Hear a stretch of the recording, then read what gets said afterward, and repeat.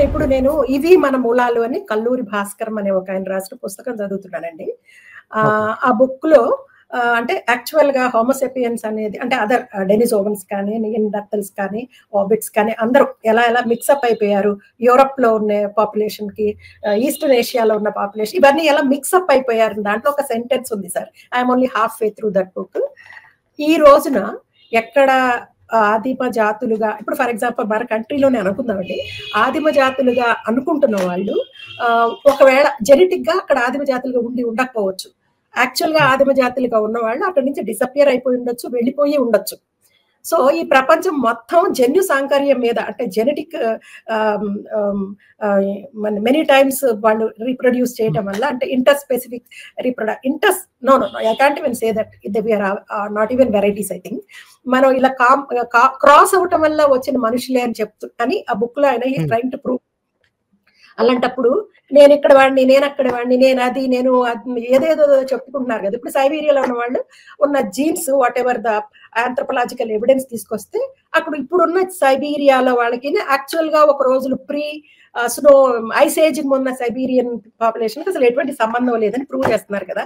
అయితే ప్రతి వాళ్ళు సుప్రిమసీ, లోకల్ గా ఉండే వాళ్ళేమో నేను ఇక్కడ వాడిని గొప్ప అంటాడు, ఇంకొకడేమో నేను ఎక్కడి నుంచి రాలేదు, నేను ఇక్కడే ఉన్నాను, ముందు నుంచి ఉన్నాను అని అంటాడు. ఇంకొకడేమో లేదు లేదు మీ అందరికంటే నేను పవర్ఫుల్, నేను తెల్లతోళ్ళు ఉన్నాను కాబట్టి నేనే గొప్ప అంటాడు. ఇవన్నీ మ్యూటేషన్స్ ద్వారానే వచ్చినాయి అనేసి ఒక 5 లక్షల సంవత్సరాల నుంచి ఈ ప్రైమేట్స్ లో వచ్చిన ఈ మ్యూటేషన్స్ వల్లనే ఇవాళ కలెక్ట్ అయ్యి ఎలా వచ్చినాయో వీళ్ళు చెప్తారు. ఇప్పుడు for example blue eyes long back యూరేషియాలో ఉన్నటువంటి black skin colour black but eyes are blue. వాళ్ళు వేరే వైట్ స్కిన్ ఉన్న వేరే గ్రూప్ వాళ్ళతో క్రాస్ అవటం వచ్చినప్పుడు ఇప్పుడు ఒక స్టాండర్డైజ్ చేసేసారు. ఏంటది blonde hair, blue eyes, beauty standards అని చేశారు. ఎందుకంటే వాళ్ళ యూరోపియన్స్ ది కంట్రోల్ ఉంది కాబట్టి all over the world. This is totally a power dynamics. మీరు అటు ఫ్యాషన్ చూసినా, అపియరెన్స్ చూసినా, బిహేవియర్ చూసినా, మీ సొసైటీ బిల్డప్ చూసినా సరే అంతా ఓన్లీ పవర్ డైనమిక్స్ అది. మరి మన జ్ఞానులం కదా, మనం ఋషుల్లోంచి పుట్టాం కదా, మనం ఋషి ప్రధల్లోంచి వచ్చాం కదా. మరి ఋషులు ఈ ఫిజికల్ కండిషన్ నుంచి ఆ బావు నుంచి చూడాలి కదా. మనము ద్రష్టలం కదా, మనం ఆ పై నుంచి చూస్తాం, సాక్షిభూతంగా చూస్తాం కదా అని చెప్పుకుంటారు కదా. మరి ఏంటిది? మరి మన జ్ఞానం ఎక్కడుంది సార్? మనకి జ్ఞానం ఎక్కడుంది? ఇప్పుడు సరస్వతి దేవి నిన్నగాక మొన్న ఆవిడ వసంత పంచమి వచ్చింది, ఆవిడ పూజలు చేశారండి.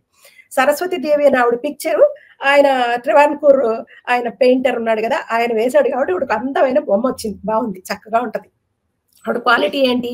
ఆవిడకి వాహనం హంస. సరస్వతి దేవి యొక్క కెపాసిటీ ఏముండాలి? మెటఫారిక్ గా పాలు నీళ్లు వేరు చేయడం, అంటే మంచి చెడు వేరు చేయడం, విచక్షణ. ఆవిడ అధిదేవత విచక్షణకి. చదువుల తల్లి అని చెప్పేసి సాష్టాంగాలు పడిపోయి ఆవిడ పూజలు చేసేసి పక్కింటోడి ప్రసాదాలు పంపించేసి ఇవన్నీ చేయడమా, లేకపోతే విచక్షణ నేర్చుకోవడమా మనం చేయాల్సింది? అది కదా. మన మెటఫారిక్స్ అన్నిటినీ కూడా రియల్ గా అనలైజ్ చేస్తున్నారా? లేదండి, వాళ్ళు ఆర్గ్యూ చేయడానికి మాత్రమే అవి మెటఫోర్స్ అని చెప్తారు. వాళ్ళ మైండ్ లో దే ఆర్ రియాలిటీ. నా జనాలకు చెప్పేది కూడా అదే. ఇప్పుడు మనం వెళ్ళి అడిగామనుకో, ఏమయ్యా నిజంగా అందులో గంగాదేవి అంటారు, గంగా నది మనిషి అంటే మెటఫారికల్ గా నదినే మనిషిగా చెప్పారు. మరి మెటఫారికల్ గా చెప్పిన గంగా అనే ఆవిడికి కొడుకు ఎలా పుడతాడు అని అడిగితే అది మెటఫోర్ కదా. మెటఫోర్ లో కొడుకు పుట్టడం ఏమిటి? అన్ని స్త్రీగా ఊహించినప్పుడు. సో ఆర్గ్యూ చేయడానికి తప్ప వాళ్ళ దగ్గర సరైన ఆర్గ్యుమెంట్ లేదండి. ఏదో సొల్లు కబుర్లు చెప్తారు తప్ప it doesn't have any value. ఈ metaphorical language is a fraud of the first order and ఈ రాతకోతలు రాసేవాళ్ళు ఈ సేమ్ బైబిల్ కానీ లేకపోతే ఖురాన్ కానీ ఈ పురాణాలు కానీ వీటన్నిటిలో కూడా వీళ్ళు దే టేక్ ద రెఫ్యూజ్ అనమాట. ఇది మెటఫారికల్ లాంగ్వేజ్, ఇది ఉన్నది ఉన్నట్టు కాదు, వాళ్ళకి అనిపించింది రాశారని. అనిపించింది రాసినప్పుడు అనిపించినట్టే ఉండాలి, దాన్ని నిజంగా మాన్యత మీద ఎందుకు రుతున్నాం అంటే ఆన్సర్ ఉండదు. సో ఈ ఎవరైతే ఈ మెటఫారికల్ లాంగ్వేజ్ అని చెప్తారో they are the frauds of the first order. ఎందుకంటే they are trying to deflect the actual conversation. నిజంగా మాట్లాడదలుచుకుంది వదిలేసేసి కొత్త కథని ఇన్వెంట్ చేయడానికి ట్రై చేస్తాను.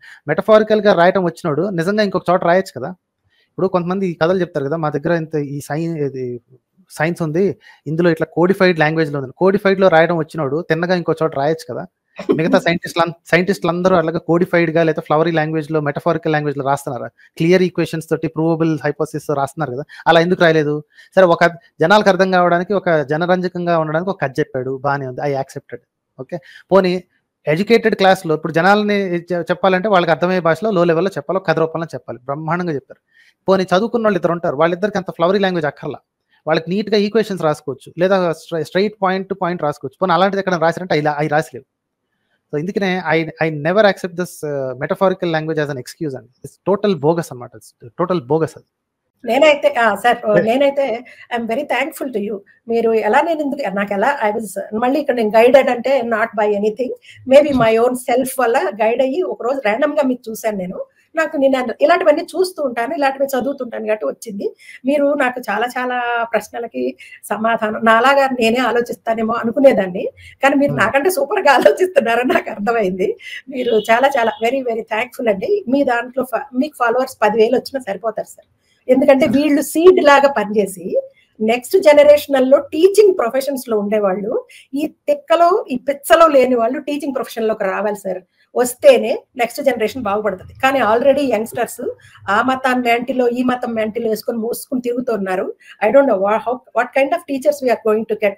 మేబీ ఏఐ వల్లనో లేకపోతే ఈ టెక్నాలజీ వల్లనో ఫిజికల్ టీచర్స్ అవసరం ఉండదేమో నాకు తెలియదు, కానీ మేమంతా కొంచెం వీఆర్ అంటే హ్యాండిక్యాప్డ్ కదా technology wise. Since I'm 67-year-old, I'm handicapped. నాకు తెలీదు, బట్ టీచింగ్ లో ఉండేవాళ్ళు మాత్రం మీలాంటి వాళ్ళు రావాలి sir. I feel that is అంటే మీరు రమ్మని కాదు నేను చెప్పేది, ఇవి ఇప్పుడు మీరు చెప్తున్నారు కదా అవి తీసుకున్న వాళ్ళు రావాలని నా ఉద్దేశం. ఎవరికి ఇష్టం చేసుకుంటారు. You're actually teaching the people. Thank you very much and congratulations to you. నాకు ఆపర్చునిటీ ఇచ్చినందుకు చాలా థ్యాంక్స్. నేనైనా తప్పు మాట్లాడితే మిగిలిన వాళ్ళు కూడా క్షమించండి. Thanks a lot Sujatha. Thank you sir. Thank you.